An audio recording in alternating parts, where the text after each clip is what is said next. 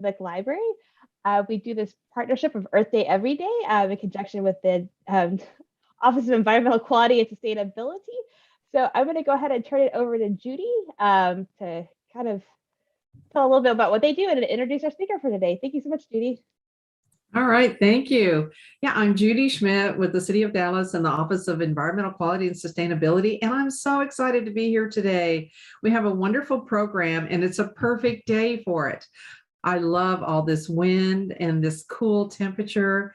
It's really heralding the fact that we're in the midst of fall and that the winter is coming, and it's just really great. I wore my sweater that matches the colors of the trees right now.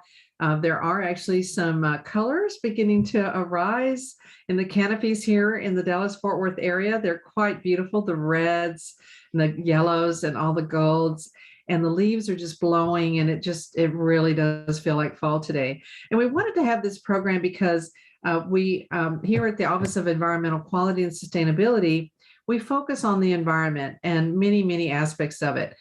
We have an air monitoring team, we have an air quality team, we have water conservation, we have the stormwater management, stormwater operations is the parent to that. We have urban agriculture, zero waste, and green living, all these wonderful things that we want to promote and encourage you to really understand what's going on right outside your door and in all the areas throughout this metropolitan area and the state. And we have a wonderful speaker here today who's going to help us understand a little bit more about the trails and the tracks. I want to mention that this is a great time of the year to really don't litter, watch your litter. If you have children, for example, and you're going to have families getting together here in the next couple of days in honor of Thanksgiving, if you have paper and packaging and items loose in your vehicle, take that extra 2 or 3 minutes to pick it out of your car, put it in a trash receptacle so that when you open the doors and the kids are all piling out and the in-laws and everything, that it doesn't blow out into the environment, because it pollutes our water. It just makes the land look horrible. And then wildlife can actually try to ingest this packaging. And then obviously it's detrimental to their health. They usually don't survive when they start ingesting things like that. So I encourage you to really watch the litter and also turn your sprinkler systems off. The watering recommendation or the watering policy for the City of Dallas is 2 times a week, but this cooler temperature, you probably don't need that. So save water by going out there, changing your sprinkler systems. And also, if you've been watering in the middle of the night, this is the time to change it to earlier in the evening. So switch that time to maybe 6 or 7 o'clock in the evening for your sprinkler. If you work in a corporation where you can help kind of remind their maintenance team or the building services to check that sprinkler system and see how it's running and what it's doing and get it checked, that's all a water saving. It's very important. Also, fix your leaks. This is a great time of the year. You're going to have some extra time at home. If you've got a leak, go on, stop putting it off, fix that leak. We want to save water. We want to keep it clean. We want to keep our storm drains and our storm water clean, because ultimately that is our drinking water. I have stated this fact before, but one of the just a surprise fact for me is that the Trinity River, which begins at the border of Texas and Oklahoma, and it runs 710 miles all the way down to the Gulf of Mexico, down to Galveston Bay Area. It runs through the city of Dallas, a huge metropolitan area, the 4th largest in the nation. And so it's picking up all kinds of pollution and litter and debris from the whole metropolitan area, not just Dallas, but of course, every creek and stream drains into it ultimately.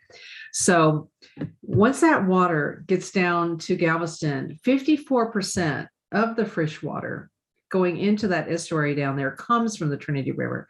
So if you think, I don't really have to worry this much about it, please do, because this water is tied to so many things that are so important all the way downstream, all the way to the ocean.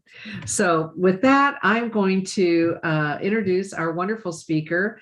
Sam Kieschnick is here from Texas Parks and Wildlife. He's just back from, I'm going to open it up and look at it here. He's the urban wildlife biologist for the DFW area, and we just really are always thrilled when he joins us for the program. He just got back from the lower Rio Grande Valley, and I bet he has some stories and some adventures to share. He also dropped this link of this wonderful Texas tortoise, a picture of it that he saw when he was there. And then he also saw the green jays, which is a bird that's indigenous to Texas and Mexico. So I'll let him tell you a little bit more about it. But as always, he's here to get us to get outside, to understand the environment, get on the trails, add adventure to our life, and encourage all of our family members to do that. And at the same time, he's going to teach us something about these trails and these tracks. So thank you so much. And Sam, I'm going to hand it over to you. Awesome. Thank you so much, Judy. I really appreciate that. Great introduction. And you're right. We're all connected. We are all connected. Anytime that we have any sort of action, there's consequences to those actions.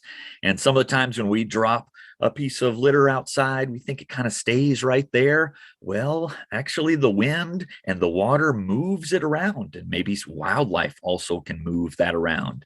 So even in a far place like South Texas, we can still feel the consequences of the actions of North Texas and vice versa. So we're all connected here. And I'm going to be talking today about wildlife and the evidence that wildlife leaves, in some cases, for us to find. So I'm going to share my screen now. I hope that everybody can see that. If you're watching on YouTube, hope that you can see that as well. Again, my name is Sam Kieschnick. I'm an urban wildlife biologist with Texas Parks and Wildlife. As an urban wildlife biologist, I kind of study people and how people respond to wildlife, and also how wildlife responds to people. So I get to be quite active here in the Dallas-Fort Worth Metroplex and throughout Texas. And today I'm going to talk about the evidence that animals leave for us to explore, and kind of finding out who was there, maybe the night before or the week before as well. As I mentioned earlier, we are all connected, and we share this urban ecosystem with a lot of critters. We live here with a whole bunch of critters. Now, some of the critters are active when we put our heads down on the pillow and go to sleep. Other critters are active out during the day. Maybe you've seen a bird flying around earlier today. Well, I can promise you the night before, there were critters out and about. One of the things that I do as a wildlife biologist is I do trail camera monitoring. So I study some of the different critters that live in the green areas, or even the gray, the city areas of the Metroplex. And I use trail cams to see what was active out there when I wasn't around. Well, you can also do this. You can set up your own trail cam, or you can look for the tracks and the markings and the evidence that animals leave out there. So today I'm going to be talking about the 3 different kinds of evidence. There's probably a whole bunch more, but 3 of these I'll be talking about in some more detail. We'll be looking at tracks. We'll be looking at the markings or the rubbings of wildlife. And also, if you're eating lunch right now, it's a perfect time to talk about scat too, or the poop of animals. And it may sound kind of gross, but that actually gives us a lot of information about what an organism or a critter eats. So let's start out with tracks. And I love tracking. Tracking is so much fun. It kind of allows me to be a detective, a wildlife detective, or a forensic examiner. I will see a track out there, and I'll sort of create a story in my mind of the suspect or the critter that was out there. I can also create little stories about how the organism was moving around in the area. Sometimes I'll see a big slid mark, and I envision maybe it was spooked by something and it was trying to run off, or maybe it was running after something. One of the best places to look for tracks are wet areas. And they don't have to be always wet, but they can be maybe wet in the past week or the past month. Anytime that the soil gets wet, it leaves evidence, or animals leave evidence that's easier to see in these wet spots. So I like to go to culverts or underneath bridges and look for some of these tracks of animals. One of the best places to do this in Dallas is at White Rock Lake. So White Rock Lake is connected with a lot of different tributaries and little streams and ditches. And there's also a lot of little bridges or little walking bridges over some of those ditches. Those are great spots to look for tracks and for evidence. So if you get the chance to, if you're around White Rock Lake or around pretty much any of the lakes or creeks around Dallas, Dallas-Fort Worth, a great spot. Those are great spots to look for animal evidence. So let's look at some of the different species and some of the different tracks that they leave. And maybe if you're watching this either on YouTube or here online on Zoom, leave a message in the chat if you've seen some of these before, either the critter itself or the tracks of it. So we have our red ear slider, a turtle, as our first little critter that we'll look at. And if you know about red ear sliders, they are, well, they're turtles, so they go pretty slow. That is, you know, they get their name Slider. Whenever you see one, they slide quickly into the body of water that they're around. But when they're on land, typically they're pretty slow and they walk with their feet out to the side. So if you see the trail or the evidence of a slider or of any turtle, you'll see that the tracks are pretty close together and they're kind of right there in the middle with the shell in the middle, I should say. Sometimes you'll see a tail drag as well, but not always. And while we're looking by the water, you might see some of our ducks or the waterfowl, creatures like our mallards. Right now, we're seeing some of the migrating waterfowl come through. There's some great spots to see those besides White Rock Lake. White Rock Lake is a good spot to see a lot of ducks. But if you live closer to the west side of town in Arlington, there's a place called the Village Creek Drying Beds. And that is one of the best spots to see all of the ducks and migrating waterfowl. Well, mallards like this duck right here, they can leave evidence too. Sure, they'll leave their scat, but they'll also leave some of their tracks. And if you know about ducks, they have webbed feet, and you can see this on the tracks too. So as we're looking at the track on the right side there, you can see the webbing in between the toes of our mallard. A lot of our ducks, actually all of our ducks that I know of, have webbed feet. So they'll be using those to paddle in the water. Well, they show that in their tracks too. Then we can look at some of the wading birds or the shore birds. These are things like our great blue heron, our great egret, our cattle egrets. All of the egrets and the herons, those are called wading birds. You can also see the shore birds like killdeer and sandpipers.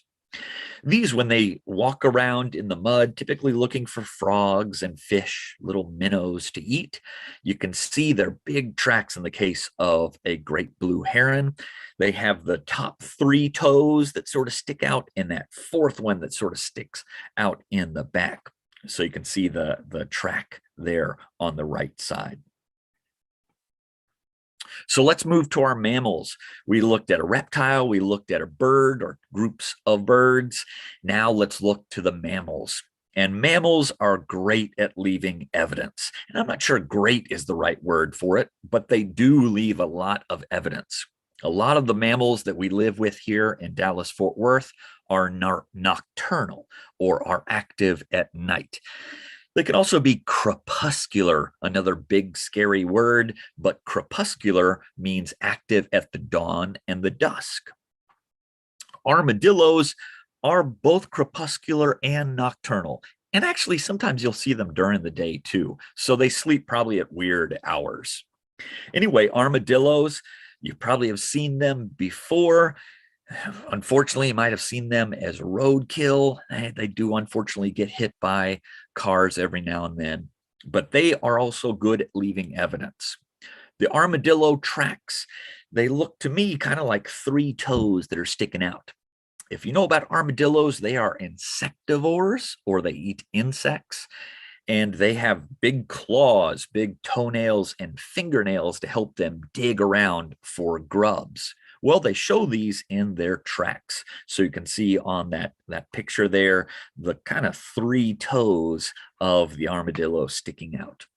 Much like our turtles, they can sometimes leave a tail drag too. So if you have some sandy substrate or soil, you can see the tail drags a little bit better. So again, looking at more of our mammals and more of the tracks, squirrels actually can leave tracks too. Like all organisms, they drink water, so they need water. So they'll visit little creeks and ponds, ditches too. And if it's a muddy area, you'll see the tracks of our squirrels. Now, if you know about the squirrel movements, they can be very erratic, but they're also hoppers. They jump around. So when we look at squirrel tracks, you can see the hind legs in front of the front legs because they're hopping around. So it can be kind of disorienting, I guess, when you're trying to track a squirrel, because the front feet, the front paws, the front hands are actually behind the hind legs. It's a weird thing, but they're hopping around. But you can see this is a type of rodent. You can see the rodent footprints and handprints in the tracks too. Skunks are quite abundant here in the Metroplex too. They are definitely nocturnal, so they will be active mostly at night.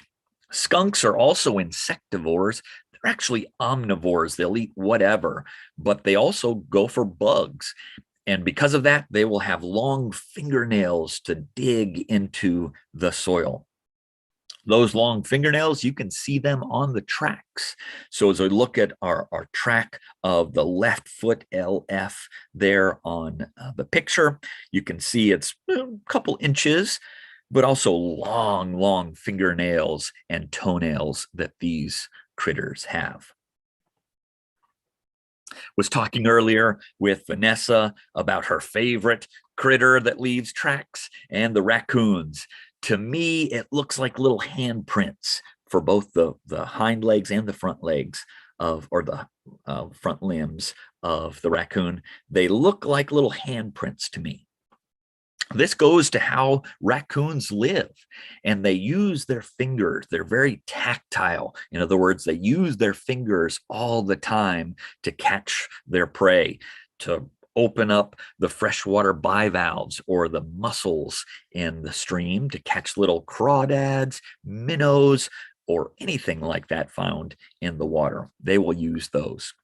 So they have these long fingers, and they have thumbs too, so you can see those thumbs. And important as we talk about this one versus the next mammal, the thumbs or the big toes of our raccoon are pointing forward. So you can see that on the tracks. They're pointing forward on the raccoon tracks. Let's compare and contrast that with another nocturnal mammal, typically nocturnal, is the opossum. And opossums, like our raccoons, they have 5 fingers and 5 toes, but the thumbs of the opossum typically go back a little bit like that. So that's one of the ways that you can tell the opossum footprints and handprints, the opossum tracks from the raccoon tracks. That thumb is sort of going back on the opossum. They have opposable thumbs because they're climbing up on trees a lot, and they need those opposable thumbs. So we have native cats and native dogs here in Dallas-Fort Worth. A lot of times when I'm out, especially at an urban park, I will see domestic cats and domestic dog tracks.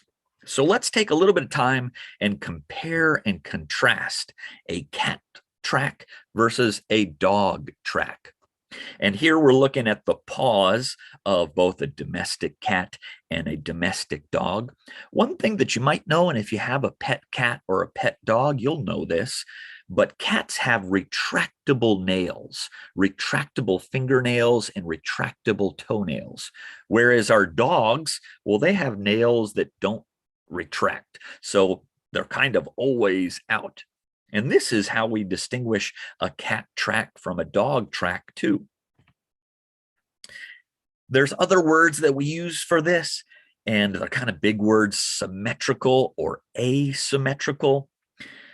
In other words, symmetrical, the same on both sides. So with our dog tracks, some people say that you can put an X right through the dog track and it's the same on both sides. Whereas if you try to put the X on the cat track, well, it doesn't quite work because it's asymmetrical. Another interesting thing, as I mentioned earlier, the cats have retractable nails. So on the tracks of a cat, be it a domestic cat or a bobcat, you usually not, I mean, sometimes you will, but usually you won't see the little toenails or fingernails of it.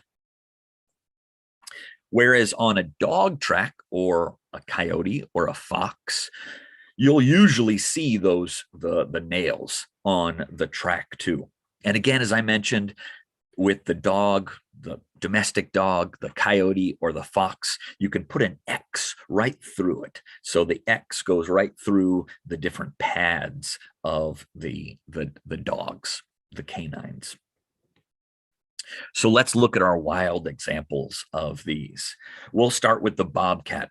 Beautiful, beautiful critters that we live with here in the Metroplex. They're actually quite abundant here in Dallas-Fort Worth. One of the kind of the weird things about the pandemic, the COVID-19 pandemic, a lot of people have been stuck at home. And I've gotten quite a few calls from people that have seen bobcats and never known that there are bobcats here. So they will call me and say, hey, do you need to know that there's a bobcat out here? And I'll say, no, we don't need to know that. We know that they're out here. And people are sometimes amazed that we live with bobcats. But I think it's a thing to be celebrated. It's a great thing that we have bobcats living right here with us. Now, they're usually quite secretive. So they are active usually in the night. So typically nocturnal, although they can be crepuscular, dawn and dusk as well. But bobcats, they're very secretive. So they may not like to be seen, but like I mentioned earlier, they're great at leaving evidence that they were in that area. Dallas is a great spot to see bobcats, at least the evidence of bobcats. And you can see with the prints of bobcats, and if you can see there closely, you'll notice that there's an absence of nails. As they're walking around, they don't need to have their nails out, so they'll just have them retracted. Bobcat tracks are very, very similar to domestic cat tracks. Pretty much the only difference that we look at is the size of them. So they're give or take about an inch, inch and a half width, and length is maybe a couple inches.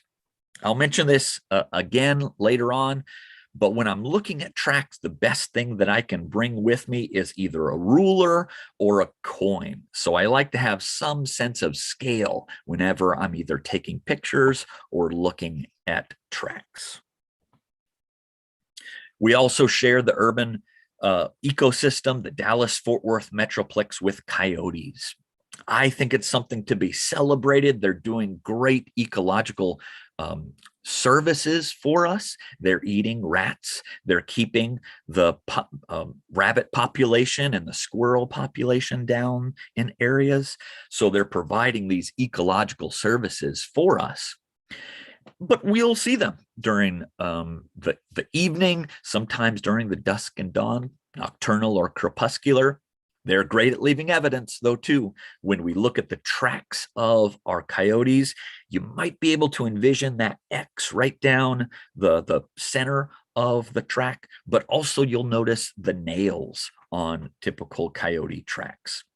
The main difference between coyote tracks and domestic dog tracks, well, it goes by the diet. We feed our dogs super fatty stuff, kibbles and bits. We feed them pretty nutritious, but it's also kind of fatty stuff. So our dogs are a little bit more overweight than our coyotes. So their tracks are a little bit more spread out. The pads are more spread out. Coyotes, on the other hand, are typically pretty lean. So the tracks are quite slender as well. So that's one of the big differences. Also size too. With domestic dogs, well, it can be all different sizes depending on the breed of the dog, from a Chihuahua, a little tiny track, to even Great Danes or Retrievers, quite large with some of those. Our coyote track is about a couple inches, not too much different in size than the bobcat track, but that's one of the ways to tell them apart. Dallas-Fort Worth also has deer. Now, White Rock Lake probably doesn't have any deer. If there are very few of them. Other places like Lake Lewisville Environmental Learning Area, the Fort Worth Nature Center, those do have deer that are present. And deer, they're hooved mammals. So with their tracks, they leave the imprints of the hooves. And with deer, they have very sharp hooves, and they're very close together. So they kind of go right into the dirt, as you can see on this image. Another hooved mammal that we have here in the Metroplex, this one's not a native species. This is actually an invasive species. The hogs, the feral pigs. Yes, Dallas has quite a few hogs, and especially in South Dallas, they're around the Trinity River Audubon Center, or Joppa Preserve is down there. Some great nature spots, but also you can see the presence of hogs in either their wallows, their markings. I'll get into those in a second, but their tracks look a bit different than our deer tracks. The hogs, they're a little bit more spread out with the front toes, basically. And then they have these back toes called dew claws. And you can typically see those on the track as you're looking at this one out as well. So we can look at our tracks. We can also look at the markings or the rubbings of these. So some of the other evidence that mammals, specifically mammals, leave behind. The best place to look for these, well, if you're looking for rubbings, the best place to look for them is around trees, and particularly small trees. So forests are a good spot to look for the markings or the rubbings of mammals. We'll start out with basically the markings of a beaver. And beaver can be kind of annoying to some people, especially the people that try to manage ponds and rivers, because beavers, we call them ecosystem engineers. They kind of do what they want to do despite our management plans. And beaver, they have their type of rodent. They have teeth, these incisors that are constantly growing. So all rodents have these constantly growing incisors. And if you've ever experienced squirrels in the attic or chewing on wires, they're not chewing on wires for food to get any nutrition out of them. They're chewing on wires and on wood to chisel down those constantly growing incisors. Beavers are somewhat similar to that. They have those constantly growing incisors, so they'll be chewing on wood and on bark for some nutrition, but also to keep those incisors down, to chisel them down. And it's pretty easy to see the evidence of beaver, to look around on the trees or on the branches around. You can see the evidence of the beavers. They will be eating a lot of that bark for the nutrition of the cambium layer, that nutritious aspect of the tree, but also they're just trying to chisel down those incisors. Sometimes they will fall, or they will take down a tree to get to some of the tender growth at the top of the tree. It sounds like an evil thing that they are doing, but really they're doing that just as part of their natural cycle. So they're eating the leaves of that tree, maybe that has grown for years and years and years. But what it also does is open up the area for more little tiny trees to grow around. So can be frustrating to folks, but I think it's a neat thing and a neat way that rivers have their own ecosystem. Beavers are a big part of that. I talked about the tracks of armadillos earlier, but you can also see the diggings of them. Again, it can be annoying to some folks that have them in their yards, but they're going for the grubs in our yards. They will leave a lot of evidence in that in our yards as they're digging around, but they'll also leave evidence in the forest. They kind of walk around in the leaves and form little trails inside or around the leaves. And they'll leave this little evidence around. They'll be digging in for some of the grubs. As I talked about earlier, they're insectivores. So they're eating the grubs and the worms and the ant larvae, all that sort of stuff they'll be going for. They'll definitely leave evidence around. And then if you are in an area where there are deer, like at Lake Louisville Environmental Learning Area or at Fort Worth Nature Center or any of the outskirts of the Dallas-Fort Worth Metroplex, you can see the deer rubbings. And they're doing this right now. Actually, they're finished up with it as they're losing some of the velvet on their antlers. But the male deer, they just like to push things around, and they will be pushing around the little smaller trees, but also rubbing some of the velvet off of those antlers. They do leave that evidence for us to find, but also for other deer to notice too. So as males are marking up the territory, they will leave these rubbings as marks as well. And then with our hogs, we can see these in their wallows. They are burrowers, so they burrow around with their tusks, looking also for grubs, but also for tubers and for roots, pretty much anything and everything. They're omnivores. But they will rub up against trees. And whenever I'm looking at hog evidence, I will see sometimes hairs around the trees too. So I'm not sure if they're using the trees as markings or as just something to rub up against, but they do leave that evidence for us to see. Okay, and now as you're eating lunch, great time to talk about this and scat.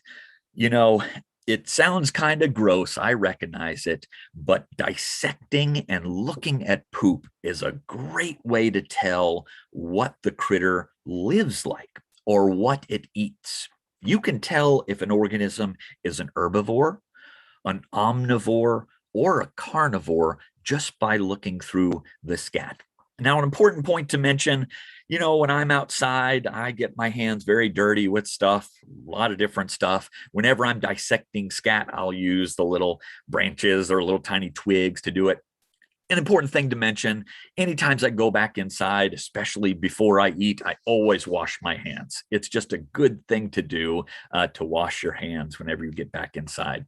Nonetheless, whenever I see scat outside, I have to investigate it. I have to look at it closer to see what kind of critter it was and also what it ate recently. So we'll start out with an herbivore like the cottontail rabbit. Now, these are strictly herbivores, so they will just be eating vegetation, grass, and leaves, things like that. And we can tell it's an herbivore because of the lack of hair. So we're not seeing any hair in the little rabbit pellets, as we call them. Now, rabbit pellets and deer poop look very similar. One of the big ways to tell them apart is the amount. So a deer can poop a lot more than a rabbit can, but also the structure, the shape of the pellets. With our rabbits, they're more circular, more oval, whereas our deer tend to be a little bit longer, more pellet shaped, a little bit more oval than the circular rabbit pellets. But here you can see that no hair in the poop here, no hair in the scat. So we can tell it is an herbivore. Now let's shift from the herbivores to things that are more omnivorous or eat both plants and animals. And raccoons, they are opportunist. So they will eat whatever is available. Sometimes a cricket is available or a beetle is available. Sometimes it's a crawdad or a crayfish or a minnow or a frog. Sometimes it's meat. Sometimes it's berries. Sometimes it's fruits. So they'll be eating all sorts of things. And whenever you look at raccoon scat, and if you're able to, again, using twigs or whatever tools you have to piece it apart, you'll see little beetle shells and parts of bugs in them too, probably some different seeds as well. Size is a good way to tell raccoon scat from other things. The logs of our raccoon scat, they're give or take an inch and a half or so. With our bobcats, they leave pretty distinguishable scat as well. And these are more circular shaped, but circular in sort of a chain. So they have kind of that chain of circles. I mean, kind of like, and I know it's gross. I know all this is kind of gross, but it's a good time for lunch discussion.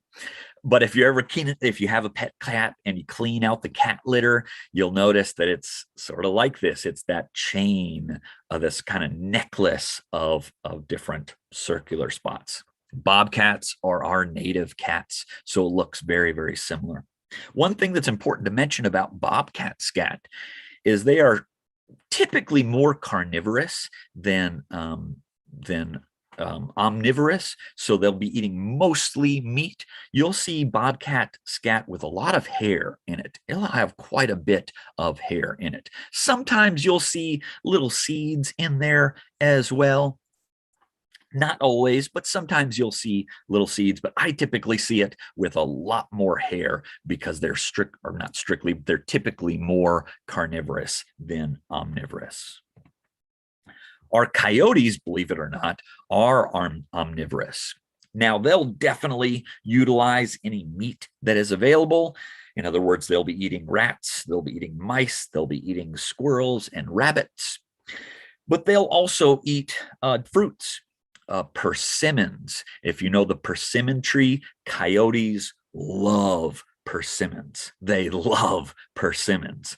And when I'm seeing coyote scat, although you can't see it in these two pictures, I'll see a lot of persimmon seeds in that coyote scat. It is quite abundant, especially if there's a persimmon tree out and about. But coyote scat, it will be typically tapered at the end, or they'll kind of, the end parts of them will go out to a point. So that's one of the ways to tell coyote scat from, and I'll go back a slide, from bobcat scat. Is bobcat scat maybe somewhat tapered there, but not nearly the tapering or the sort of going out to a point as the coyote scat.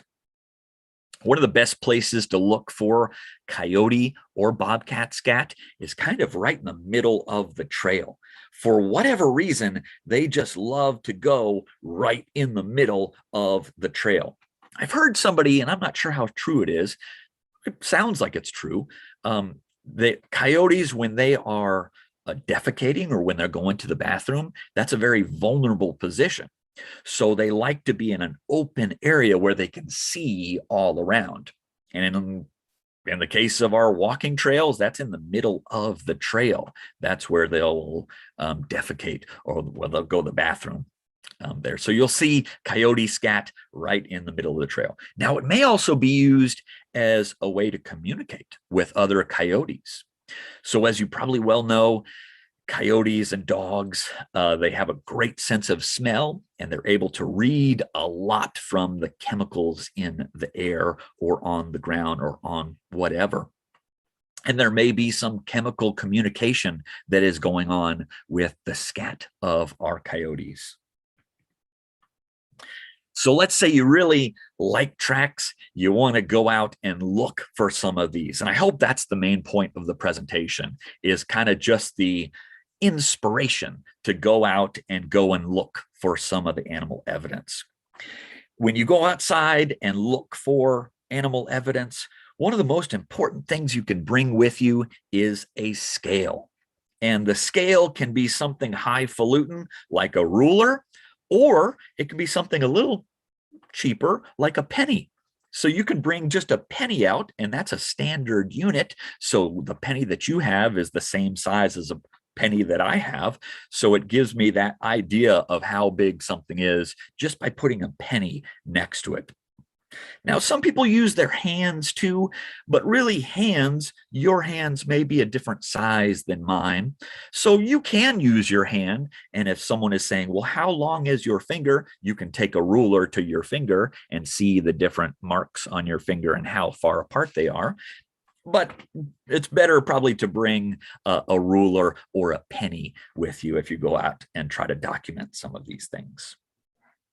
Now, this is with the Dallas Public Library, so I love to talk about some of the books that are out there too. There are a lot of great books on animal tracking. And some of them, actually a lot of them, talk about the behaviors of animals, not just the identification of this track is this species, but also this track, if it's spaced this much apart, they're running or they're walking or they're galloping or whatever it might be. So it gives you a little bit more of the behaviors of the animals too. These couple great books here, Mammals, Tracks, and Signs. Mark Elbrock is a really good tracker, and he's got several books out there that talk about animal tracking. He's even one of the co-authors of the Peterson Field Guide of Animal Tracks, but there's a whole slew of different books on track identifications and also how to track. So I encourage you to check some of those out. You can also use some of the tools like a cell phone. And whenever I'm outside, I will bring this tool with me. So I will bring this as a tool to help me engage with nature. And a great tool that I use, or a great app, it's actually a network. It's kind of like Facebook for nature nerds. It's called iNaturalist. I'm crazy about this. I love this tool. It's just a tool, but it's a tool that I use to learn and share information too. I can use iNaturalist when I'm out making observations of tracks. So let's look at an example of that. So I was out at River Legacy there in Arlington, and I saw some raccoon tracks out there. So with this app, I used the app in this case. I was out there, I took a picture of the raccoon tracks. If I didn't know they were raccoon tracks, that's okay. You don't have to know what it is to make an observation of it. I could put animal or I could put track on there. And the beautiful thing about iNaturalist is other people use this tool too. So I will be looking at the observations people make, and I'll be putting in identifications if I know what it is. Thousands and thousands of other naturalists and other biologists and scientists, citizen scientists, use this tool as well. So I'll have the picture of it. I'll have the evidence, not just the evidence of the animal, but the photo evidence of it. I'll have my location. I'll put a dot on the map of where it is. And then also I'll have the time. And all of this creates data that scientists, biologists, and naturalists can use. So I encourage you, if you're able to, use this app, iNaturalist. If you're under the age of 13, maybe ask your mom or your dad or your big brother, your big sister, your grandma or your grandpa to see if they can put it on their phone, and then find some animal evidence out there with them, and don't take the phone, don't take their phone, but ask permission to use their phone to make a picture of it and upload it to iNaturalist.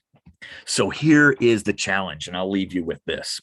The challenge for this weekend. So it is, what is today? Thursday. It's Thursday right now.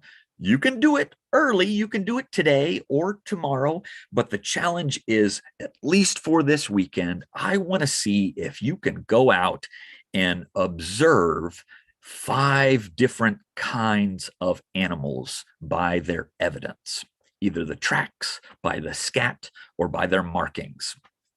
So see if you can find 5 different animal species, animal kinds by their evidence. If you make observations on iNaturalist, you can tag me. So either in the comments or on the notes, you can put @SamBiology. That's my username on iNaturalist, so I can see them and give you the good job on those observations too, or help you with the identifications if you don't know what critter it is. But there is my challenge for you. I challenge you to see if you can find at least 5 different kinds of animals based on just their evidence. And with that, I would love to address any questions or comments.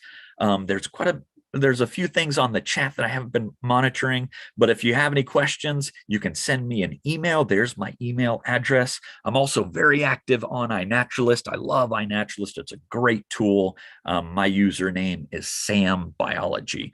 So you can reach out to me there too. So again, my email is my name, sam.Kieschnick, my last name, at TPWD, Texas Parks and Wildlife Department, .texas.gov.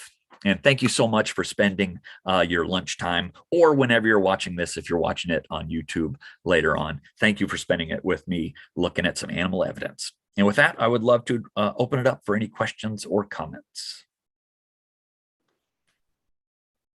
That was a really great presentation. I know my family is from East Texas, so when I'm there, I'm going to be looking for more tracks this weekend. So I'm definitely to, like Judy said, take up the challenge there. Awesome. Does anybody have any questions? I know Judy added some links or some great trails around the Dallas area that you can go and visit. Yeah, I want to say that the persimmon trees, my neighbor has the 2 persimmon trees. And of course, the branches come over the fence onto our side. And it's on the side of our houses. And they draw so much attention. And they will harvest the persimmons, the neighbor will, but he waits. Well, he just did it a week ago. Well, by that time, the possums and the raccoons and I don't know what. And now I realize coyotes. I just learned that. And I think that that's what I saw the other day in the yard. I was like, it was about a month ago. I thought, well, that is real strange looking. I don't think that's a dog. What was that? But I believe it must have been a coyote that probably came. For whatever reason, I'm not sure if it's just the taste, and yeah, persimmons taste great, no doubt about it. But yes, for whatever reason, coyotes love persimmons.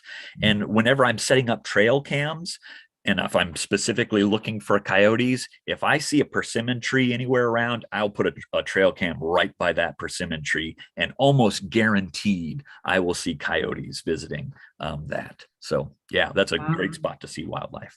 Yeah. And another thing that not this fall, but last fall, I got a text message about this time of year from my neighbor 2 houses up, and she said, look what's sitting in our backyard. And it was 2 fox kits. They weren't full grown. They were probably just on their own and still hanging out together, 2 siblings probably. And I was like, oh my goodness. And so they hung out in the neighborhood for quite a while. And across the street from me, the neighbors have fruit trees, and the way their driveway is set up, they don't have a gate, and it goes, back deep, down their house, the side of their house, and into the back, and the trees are there. But it was like Aesop's fable. You remember Aesop's fable, The Fox and the Grapes, and that picture. You would see the little foxes sitting there longingly looking up into the trees, trying to figure out if they could get the fruit, especially, in the evening on a full moon. I mean, it was just really charming. It made me always think about that, because I would look out there and I think, is that the foxes out there? And they would be bigger than a cat. So I would say that's out there looking again, longingly up at the tree, like, would somebody please get the fruit and give it to us? That's funny. Yeah. And foxes are actually, and I left the foxes out there. I should have talked about those.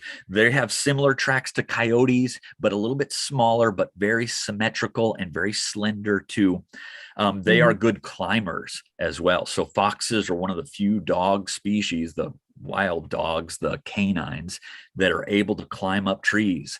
But like you said, some of those branches are too skinny by the grapes for them to get. All right, that's what it was, I think, on these trees. Now, the other neighbor, kind of around the cul-de-sac, sent a text message with a picture. The fox was actually laying up in their big tree in the backyard asleep.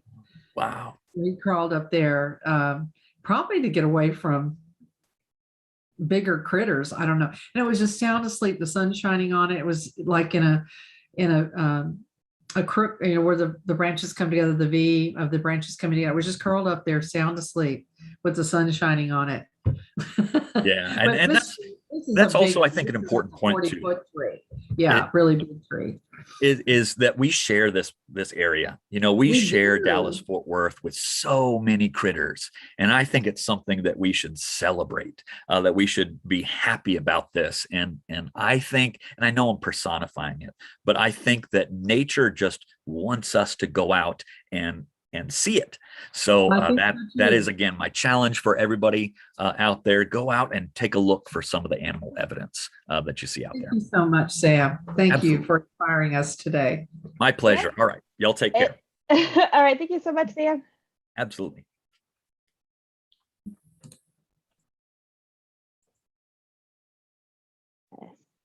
Last call for any questions. I don't see any.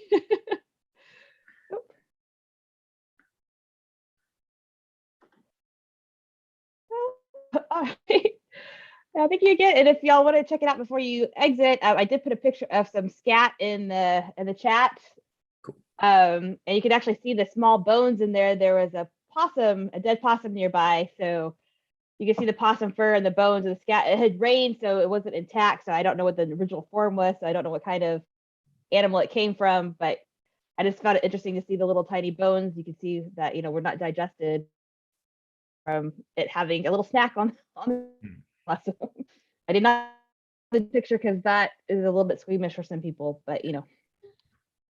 Yeah, I didn't know if lunchtime was the right time to talk about scat, but you know, it's all part of biology. It's like the children's book. Everybody poops. That's right. That's right. Very cool. Okay, excellent. Well, thank you so much, Vanessa. Really appreciate it. Thank you, Judy, as well. And thanks for all of those folks that joined us. Right. Thank you. Have a wonderful day and enjoy the beautiful weather we're going to have this weekend. Bye-bye.